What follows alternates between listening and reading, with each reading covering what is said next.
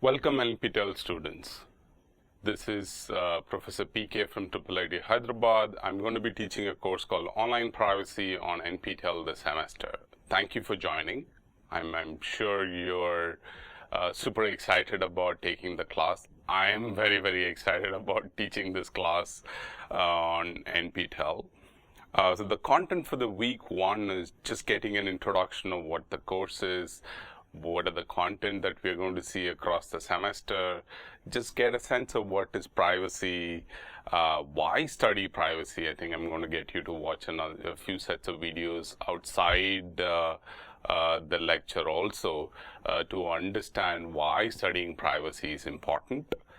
And we'll also look at fair information practices, which leads into privacy policies, why privacy policies are written, and topics around that. That's my goal for week one. Let's see how much we cover. It also depends on the kind of content that we are covering as part of week one. And if any of you are interested in connecting with me outside just the class material, these are my social media handles: Insta, LinkedIn, Twitter, and Facebook. Feel free to reach out and connect. I generally talk about some of the research work that we do, some on the space of privacy also. It may be of interest to you. Who am I? As I said, I'm a faculty at NPTEL Hyderabad. The 25 number here is basically this is my 25th semester teaching on campus as a faculty. I've been teaching on NPTEL for about 5-6 years now. Two courses called Privacy and Security in Online Social Media, and another titled called Introduction to Human-Computer Interaction on NPTEL. I'm generally interested in doing computational social science, social computing, and anything around social networks gets me excited. I'm generally active on social media also, so that's my primary interest. I teach PSOSM. I'm actually teaching online privacy. I've been teaching online privacy also. And research methods is a course that I used to teach some time back. Foundations of computer security, big data policing. These are the courses that I've taught. And the number, the first number is the number of times I've taught that course, and this number is the number that students feel how the course was useful, effective, and the rating that they did on the course. So these are flyers that I've made in the past for NPTEL. I'm sure some of you have seen the flyer for online privacy also. So these are courses that I've taught in different, as I said, I've been teaching for a few years. So these flyers are coming from many years. I think this was the first one that I made, but this is for the HCI and this is for the PSO. So.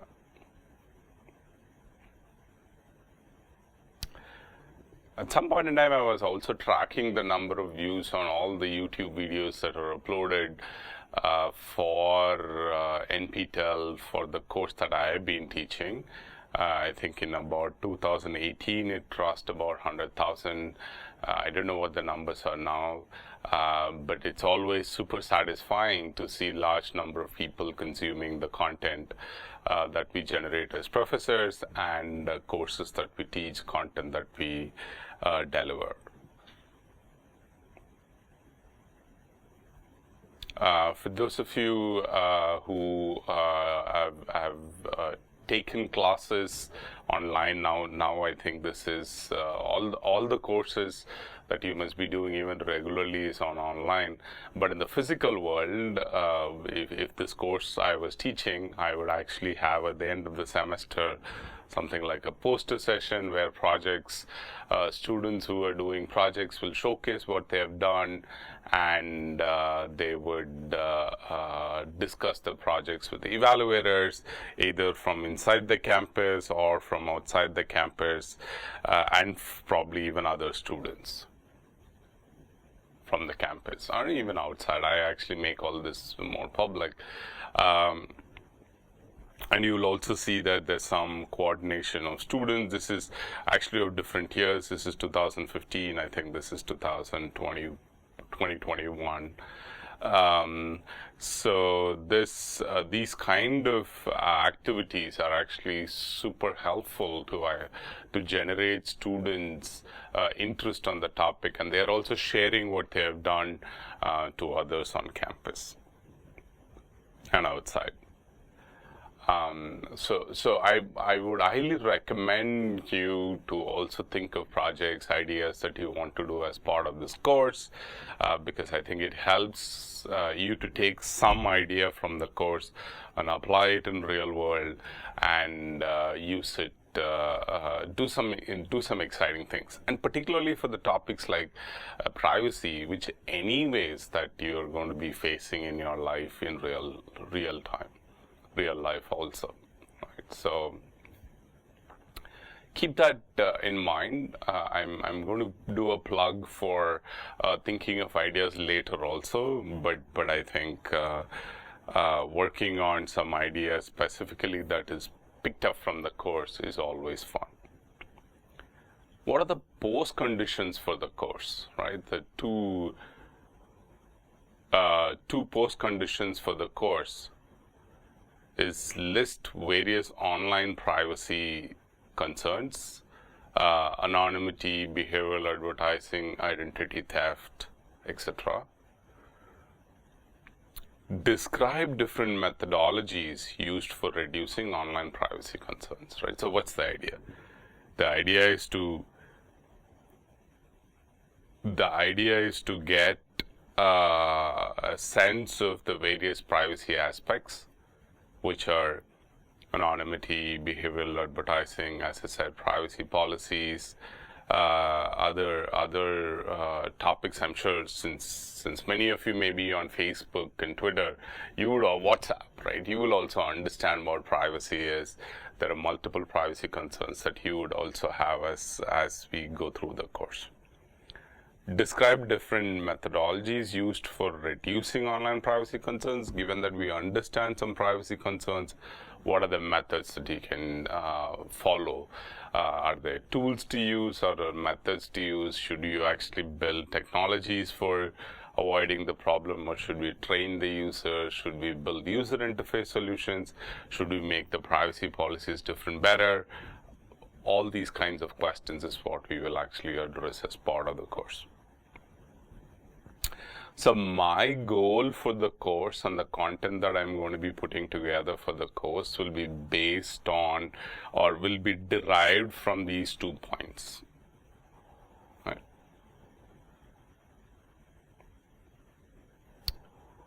Why study online privacy, right? So I did a simple Google search for online privacy while I was putting these slides together.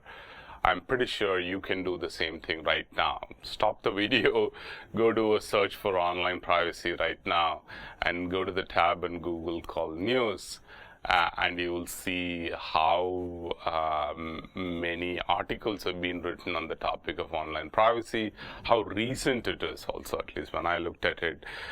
So for example, this one says 4 days ago.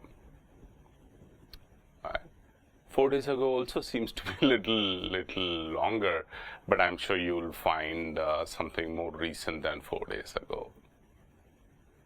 Just to show that the topic is very, very relevant and very around us always. Pause the video right now and think about what is privacy for you, right? What are the words that comes to your mind when I say the word privacy?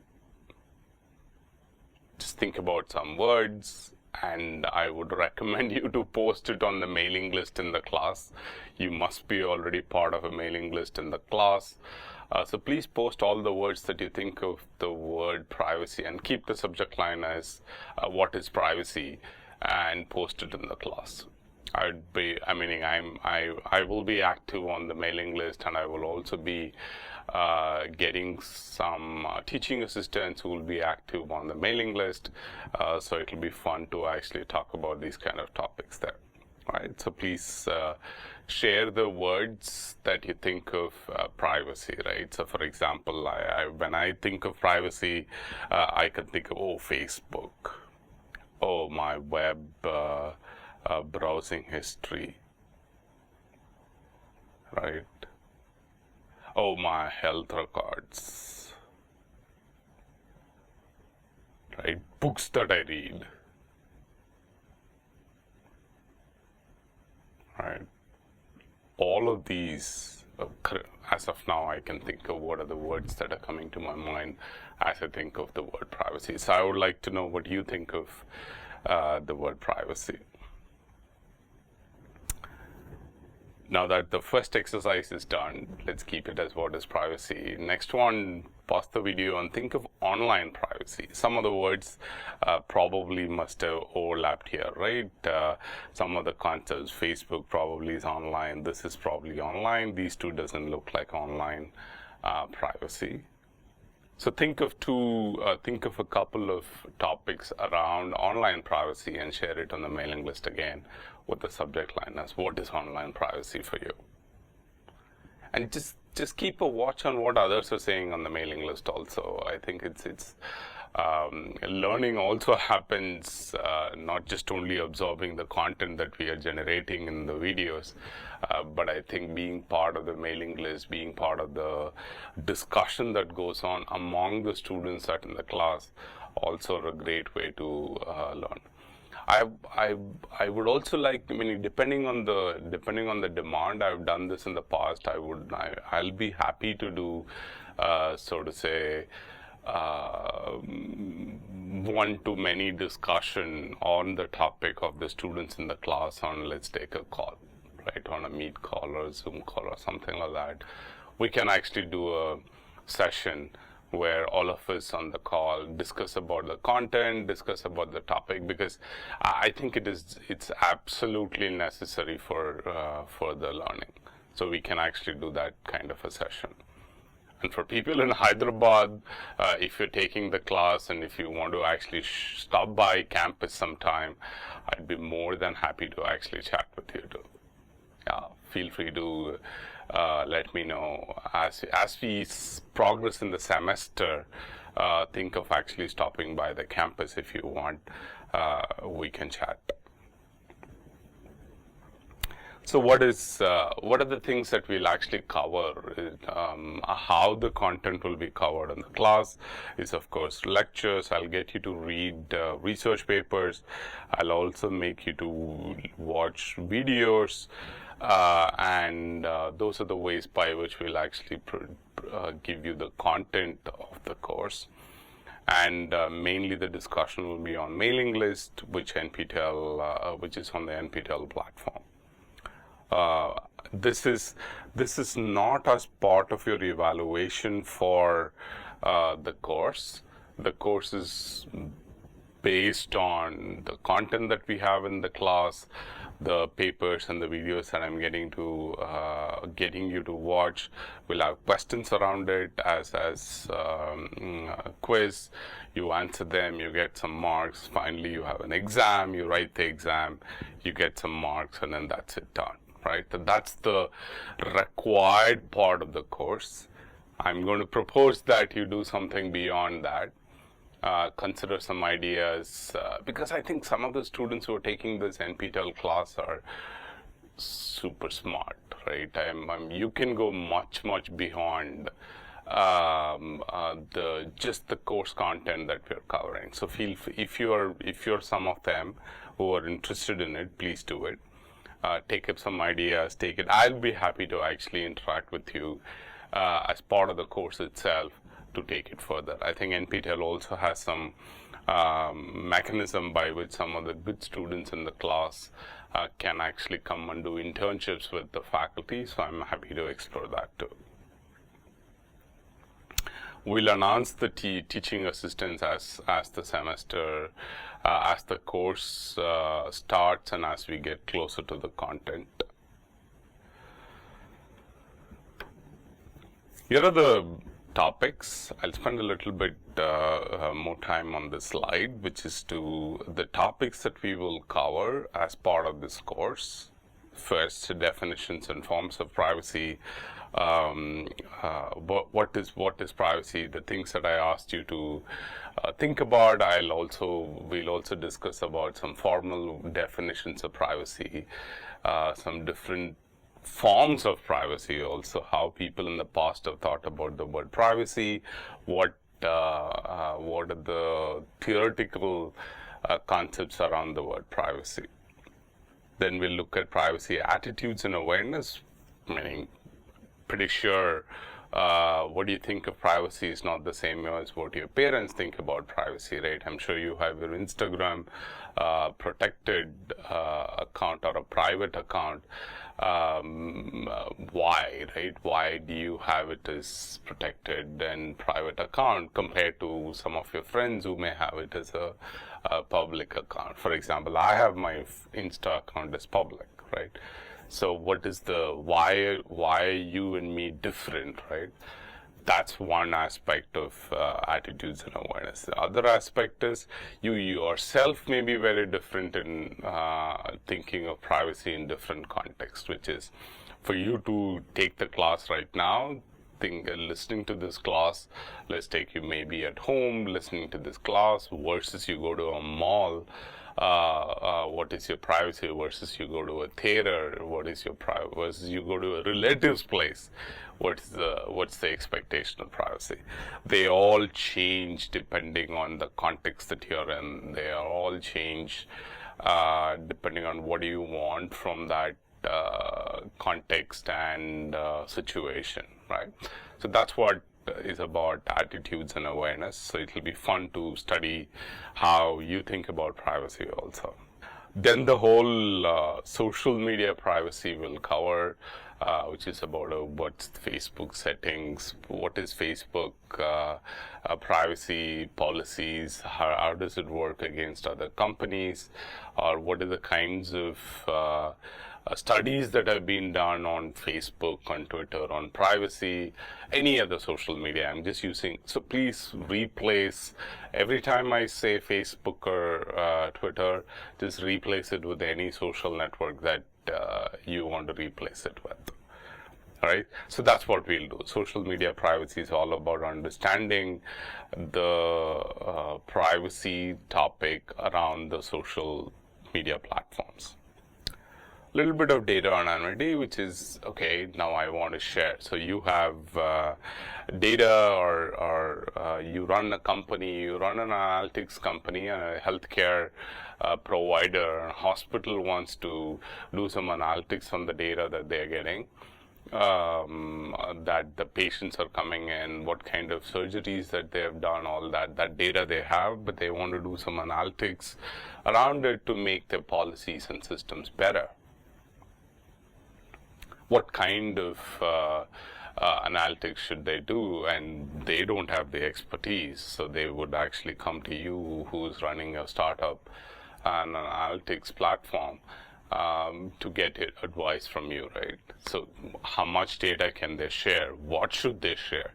Can you actually come up with mechanisms why would they share some parts of the data, not all data, and give you the data, and still you're able to, but the inferences that you're providing should be useful for them, right? That's where the data anonymity idea comes in. How much should anonymize? What method to anonymize the data so that hospital gets what they want, but they don't actually leak the information or give the information about patients that have come to their hospital to the data analytics company, so the data analytics company actually can misuse it. That's the idea there. We'll also see some interesting incidences that has happened in the past, which is like There was an incident of AOL sharing their search queries and how people de-anonymize data. There was another Netflix challenge that was there for recommendation system, and for what movies to recommend, and researchers actually used that to de-identify users from that data, right? So these kind of things also happen. What has happened in the past, how people reacted to it, what techniques can you actually build on top of it is what we'll see there. Image and location privacy is about so all of us upload pictures on social media, right? All of us use social media platforms to say where we are, take pictures in front of, let's take a cricket match, in front of Taj Mahal, in front of historic locations, and post it on social media, and actually sometimes even tag the location. Right. Even without tagging, what can be done? Can somebody actually pull all this, download all these images that you uploaded, and actually see what is your home location? Right. There's a social network called Strava, which some of you may know, which is to use for people who bike or run or walk, do use the Strava to say how much kilometers are they doing, what path are they taking, all of that. Can you actually use that to figure out what is the home location of this person, right? That's the kind of topics that we'll study in the image and location privacy. User behavior and usable privacy is about how people what are the user side of the questions, right? For example, what are the privacy settings that people have? What makes people to change the privacy settings? And there is also another study that we will look at, which is they used to actually create nudges to change user behavior. Like, for example, when you try to post something, it actually stops you to say that, oh, what you're going to post is actually going to be visible to a lot more people. So do you really want to post it? Or it'll stop you for saying, oh, I'm giving you 10 seconds. If you want to fix the post, please fix it. Or to look at sentiment of the content. Let's take you're in the heat of the moment, you're pushing some content, and this nudge would actually stop you to say that, oh, wait, it looks like this is very negative. Do you really want to post it? That kind of a nudge, right? So these kind of techniques have been developed in the past to change the user behavior. What has worked, what does not work, what can we learn from it is what we'll see in this. Ethics around studying privacy, right? Privacy by itself is an interesting topic, and now more and more, this idea of ethically doing all these studies have become also interesting. For students to know where is the line, right? Where is the line that you should be drawing? Which is, can you actually take pictures going around in campus saying, oh, I'm doing actually a privacy study, a privacy course.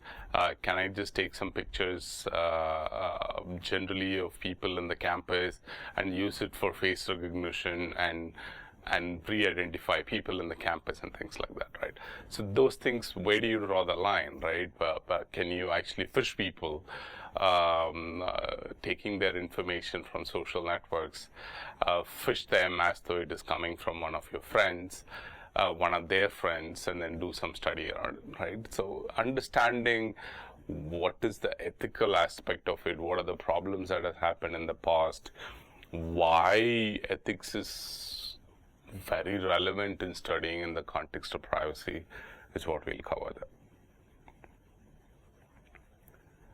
Then we'll actually look at the government aspect, a little bit of legal regulation aspect of privacy, which is what are the discussions that has happened in Aadhaar, NatGrid, now the PDP bill, personal data protection bill, Sri Krishna's committee's report.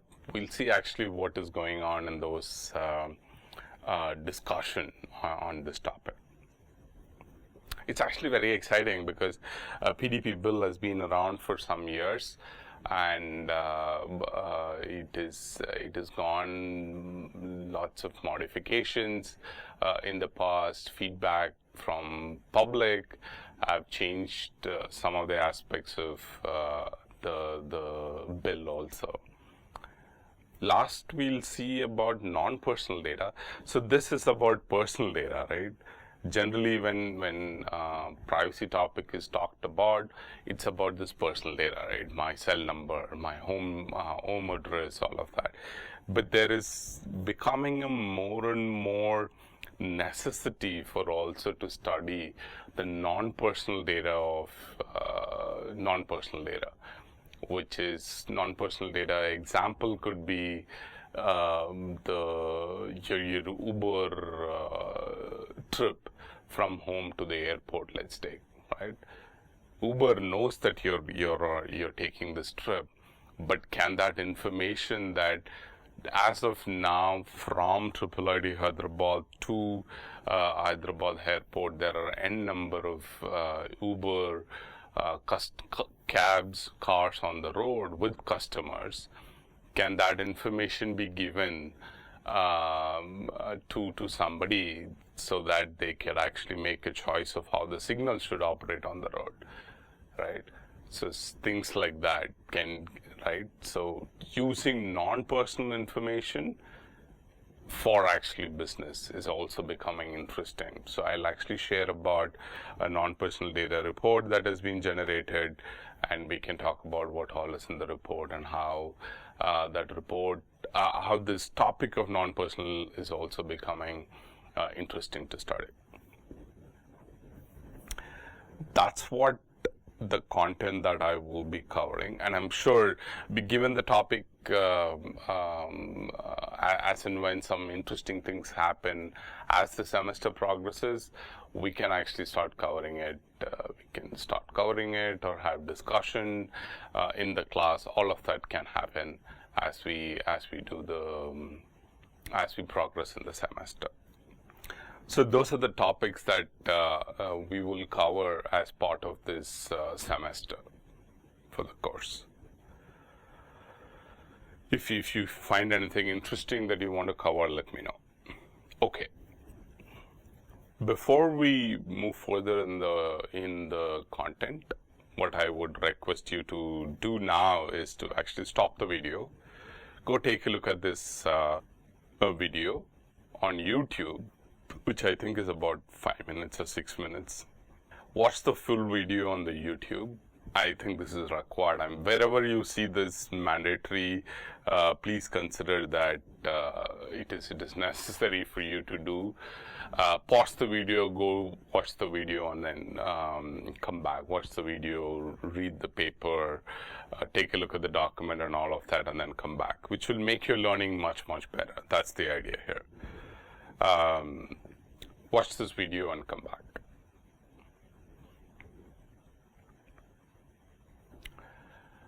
I'm assuming by now you should have watched the video. So what did you get out of the video, right? Interesting. Again, I would request you to, again, post these things on mailing list, that what you're finding. So interesting observations that I've had when I've taught this in the past is that students actually get amazed about some things that are happening. I mean, I think it is some things we probably know. Some things are evident that it's probably happening, but when it's actually put in black and white, there's this understanding of topics which comes. So that I would like to see that happening in the class for you, or at least would know if it is happening. So what are the important things that came out of this video, right? Third parties can or does have access to information about us. In this video, you would have seen, right? The customer service is actually saying that, oh, what pizza should I recommend? The recommendation of the pizza is dependent on his health records, and then when he's trying to actually say that I can pay by card, there's a reaction saying that, look, you probably don't have the limits, all that, right? So all that level of information is available to a customer service of a pizza delivery. Can be used for making suggestions, which is probably the pizza recommendations that was made. Flat pizza, you should add, right? Although don't have cheese in it, we can't give you Coke because your dietary restrictions are there, all that.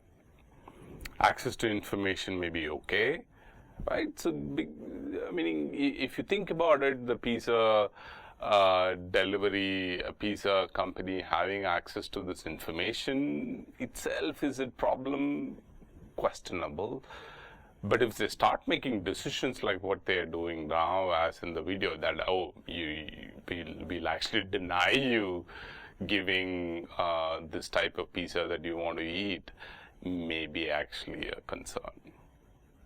I don't know how many of you are thinking about not ordering pizza anymore, or actually having a conversation with people when you're ordering pizza. Probably these days we don't order by calling on phone. We probably do it on Swiggy or Zomato, right? So therefore, this interactions with the customer service may not be there. But I'm guessing that you would have realized the connection. Even in Swiggy's and Zomatos, you would realize the recommendations that they're making is kind of embedded in this video. Right? In this video, the customer service, whatever that human being is saying, customer service operator is saying, can be replaced by an algorithm very easily, right? Next. So again, pause the video. So first week, probably, given that I would like you to get introduced to the topic, we'll get you to watch some of these videos before moving forward. Activity 2, which is, again, use some of this activity 1, activity 2, watching the video, or what is privacy, what is online privacy in the subject line, so that the discussion in the mailing list also is interesting. If you feel comfortable, just do only one email with all of this also, that's okay. Okay, what's the trailer of on YouTube for the social dilemma? Right? I would also like to know if you've already watched the complete documentary, but YouTube trailer is mandatory, because I think it's not paid, so you should be able to see. But documentary, if you have a Netflix account, you should be able to see it. Even if you don't have a Netflix account, please connect with some of your friends who may have a Netflix account and watch it. It's an amazing documentary which will just give you an insight of what all is possible, what all is going on. I think it's a fabulous video. Unfortunately, as part of the course, I can only point you to go watch it separately. Yeah, stop the video now, and please do not watch the rest of the lecture video without watching the trailer or the full documentary. I highly recommend the full documentary. Now that you've watched, I'm assuming that you must have watched the video by now. If you watched the video, some interesting things that came out of this documentary, right? It talks about these kind of social platforms have both good and bad effects, right? So I think it does nicely the recommendations. It does nicely connections with friends, things that I don't have to actually write any more letters to friends. I don't have to tell people that, oh, I'm actually in Delhi now. I just have to do a Facebook post. All my friends are tweet, all my friends on Facebook, Twitter, LinkedIn, everybody gets to know that I'm on Delhi. You don't have to actually make a phone call to your friend or send an SMS or something like that, right?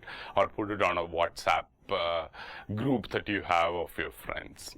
It's much more easier for us to do some of these things. Some nice ideas that came out of this documentary is also, if you are paying for the product, you are the product, right? So in this case, while using the social media, we are the product itself, because the recommendations are designed using the behavior of ours, and we are presented with our recommendations by which the platforms are actually making money, by the clicks that you make on these recommendations, by the products that you buy from these social platforms, is what these companies are making money from. Change in your behavior, right? So I'm sure you would realize how much social platforms have changed your behavior. For example, how many people wake up in the morning and look at the phone for notifications? Right? These notifications can be different. You can argue that, oh, I'm looking for a WhatsApp notification versus SMS notification, all that. But when you do a post, let's take a few hours before you did an Insta post, you are constantly looking at the Insta post to see how many likes you have gotten, what comments that people have shared on it. That's the change in your user behavior, right? You have the platforms is engaging you so much that your behavior has changed in terms of, I mean, just think about even WhatsApp, right? People, behavior of your parents, behavior of groups that you will get messages of good morning, and if it's a festival, how many people are actually doing the post about celebrations or thank you messages for something, right? Wishes. All that, you can argue that it was there in the past, but the behavior of sending it to hundreds of people was never before, right? We never called 100 people for Diwali and said that Happy Diwali. Right. These can destabilize the fabric of the society. These, meaning here, this is referring to the activities that that was shown in the documentary, which talked about how user behavior. The boy in the video actually goes to a event. At least he's been manipulated so that he goes to that event, right? So, which is what the point here is, can destabilize the fabric of the system. And there's innumerous number of examples. We can talk about it later in the class about how social media is actually getting farmers' protest recently in Delhi, right? Is one great example where social media was involved in elections. Social media is playing such a huge role in elections, right? So all of this is critical, where social media is playing a big role. That's what the art documentary is talking about. Right, so it would, and interestingly, this documentary also is very powerful, is because the people who are speaking there are the people who actually developed all this at some point in time, right?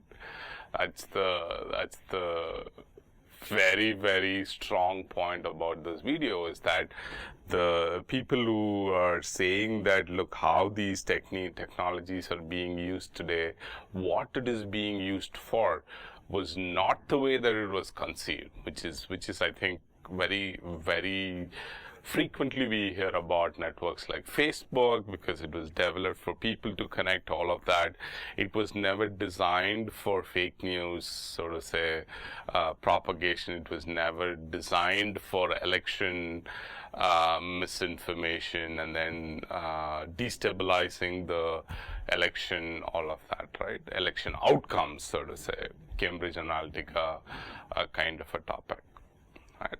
So, yeah. Echo chambers. Echo chambers is another topic that comes out of this documentary, which is echo chambers are a topic where it is people who are, why is it echo chambers, right? So, people who are for example, I connect with people who play, let's take tennis together on a network, or political affiliation is even more stronger, or of my ideology, then we're going to keep talking to people only who are like me, right? And the content that we're seeing is also from people like me. So that's what this, the chambers are getting created and the echoes are going just between people who are of the same type. And that's so much happening on social platforms. And this EULA stands for End Users License Agreement, right? One of the things that comes in the documentary, but it's also actually very relevant, and it's been happening in our user behavior also, which we'll see later part of the semester, that how many of you downloaded an app in the last, let's take a month or 6 months on your phone, while installing, how many of you actually either skimmed through the end user's license agreement or read the end user's license agreement before you click the button agree there? Not much, right? We don't do that very common. Unless you're involved in writing the EULA and making it very appropriate, we don't read it. Here's the activity 3 for you to look at. I just briefly mentioned about Cambridge Analytica, which is what we will see in this video. This is a trailer again. I'm guessing that some of you may have watched this documentary before, but The Great Hack, please go watch The Great Hack trailer, and if it's possible, please watch the full documentary on Netflix. Stop the video here and watch the YouTube trailer and Netflix documentary if possible, and then come back to this lecture. I assume you would have seen the trailer or the video now. The super important thing about this Cambridge Analytica experience is that how users were polarized, right? The idea about, look, let me go study the people on Facebook and then see how they behave, what inclination do they have towards political parties, understand people who are on the middle, who not yet decided on which side to go, and just target them for presenting information, and using that you kind of move people this side or that side, right? So that's like, I mean, I think this happened like 2015 or something, and after that, viewers, I'm for a second just reflect on things that you're seeing around, where this polarization is playing a role on the things that we do. Yeah, so that's the second quote is from the documentary itself, which is talking about mainly the swing states, which is where the decisions are, where at least the Facebook users have not yet decided on which political party they are favoring. So we only need to manipulate the swing states.